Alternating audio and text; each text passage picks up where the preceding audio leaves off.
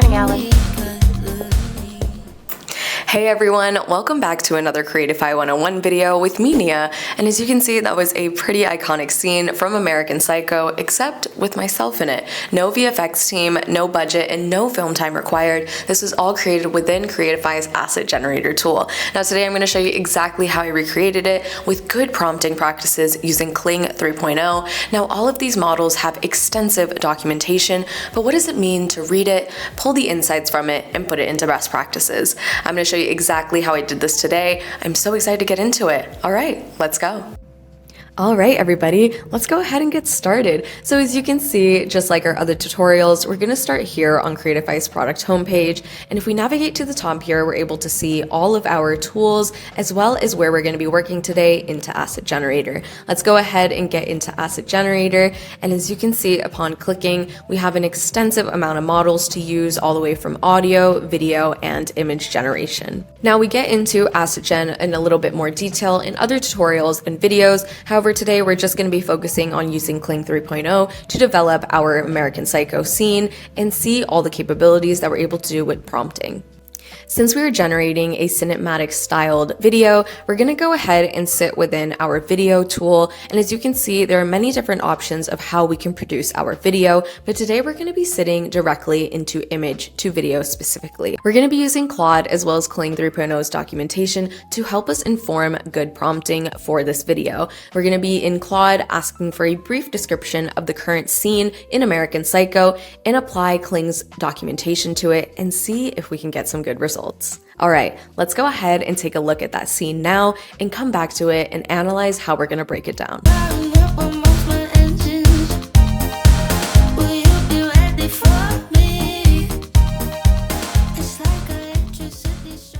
That was a super awesome scene to watch again, and as you can see, it is broken down specifically into two different parts. The first one is going to be 5 seconds where Bateman walks in with his headphones on, and the second part of this is going to be another 5 seconds where we have Bateman walking down the hallway into his office. We're going to go into Claude now, and I'm going to generate some brief prompts into what these scenes look like and try to get some good assets and then reshape these prompts using Kling's documentation. I've gone into Claude and created some storyboard nano banana prompts for us to use based on the screenshots from the scenes themselves, and we're going to be using an image that I've taken of me to replace myself into those scenes. Now let's go ahead and navigate to the side here to image gen, and we're going to be using image to image today specifically, and let's switch our model to Nano Banana Pro. As mentioned before, this is currently the top market model for image generation, so I highly recommend that when you're in image generation, specifically in asset generator, that you always use Nano Banana Pro as the ideal model. Now let's go ahead and add in our reference images. We're going to be inputting an image of myself first, and the second image is going to be of Bateman. Awesome. So now that our images are in there, let's go ahead and input our Nano Banana prompt. And as you can see, it is on the little more detail end, as we want to maintain as much character referencing as possible, as well as the quality of the actual scene with film grading and all. So let's go ahead and take a look at this prompt. All we're going to be doing is transforming the person in the first image into the character from the second image and going into describing the exact same look of Patrick Bateman, as well as the color grading of the scene itself. Now we're going to go ahead and go into our settings. We're going to hit that 4K resolution because you always want this to be top-notch quality. Change our ratio to a 16:9 as we want this to be a cinematic video, and we're going to do our outputs as 2 so we can get multiple variations of what we might look like. I'm going to go ahead and do the second scene off camera, and we're going to come back and put it all together in Kling 3.0.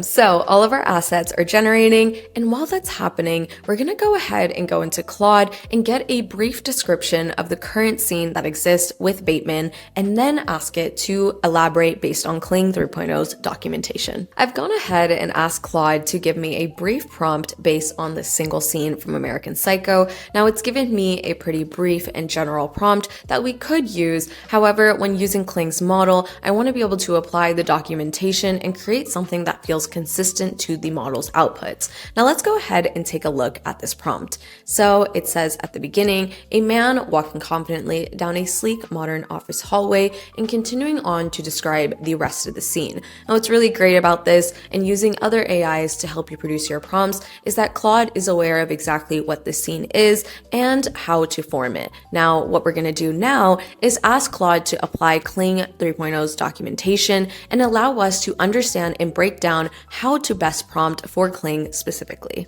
Now, one of the primary things that is new about Kling 3.0 is that it is emphasizing shifting through time. This is really important for us to inform a good prompt that informs camera movements, different angles, as well as lighting. Let's go ahead and take a look at how it's applied the documentation and how it helps us push our prompt in a direction where we're able to get a more quality output. If we look below here, we can see that we're currently broken down into several parts. The first is going to be camera, how is the scene being captured, the subject, who exactly is in the scene, the action or the motion, what is happening in that scene or what is the person doing, where is it taking place in terms of context and setting, and the texture and atmosphere. And lastly, we also have our audio, which we want to generate an 80s kind of styled audio, as we don't want to deal with any copyright. Now, to show the difference between these two prompts, we're going to be looking at primarily the prompting for camera and motion.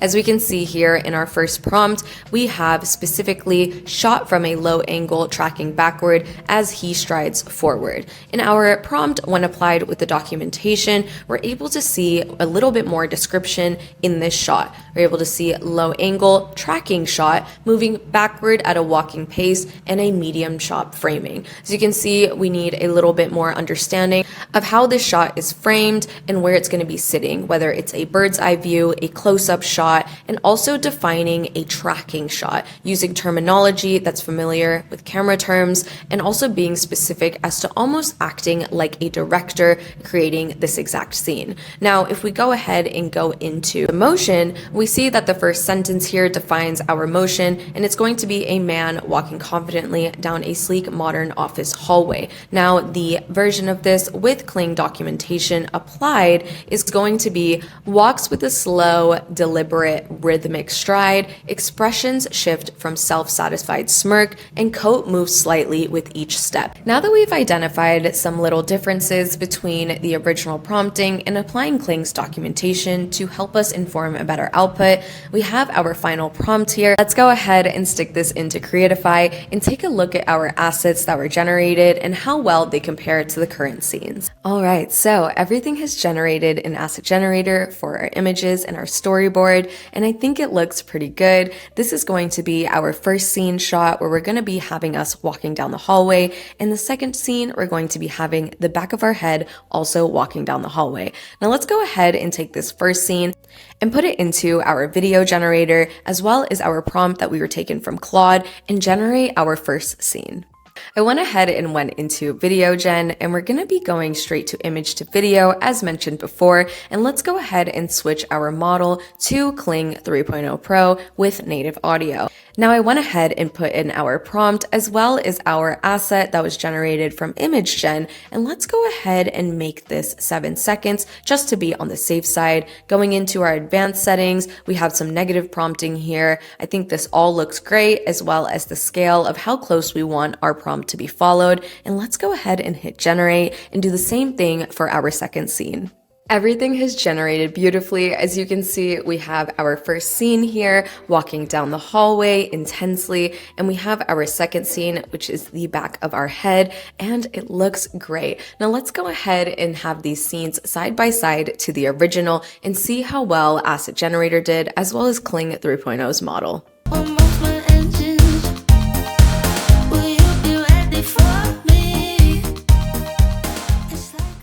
All right, everybody, I had so much fun recreating that scene with you from American Psycho, and as you can see, Asset Gen is a fantastic tool to use to create high-quality video ads or high-quality videos in general. I had so much fun exploring how we can use documentation to further develop our prompts, and I can't wait to see what you do with it. Now, don't forget to like and share this video, and subscribe to our channel for some more content. All right, I'll see you guys soon. Bye!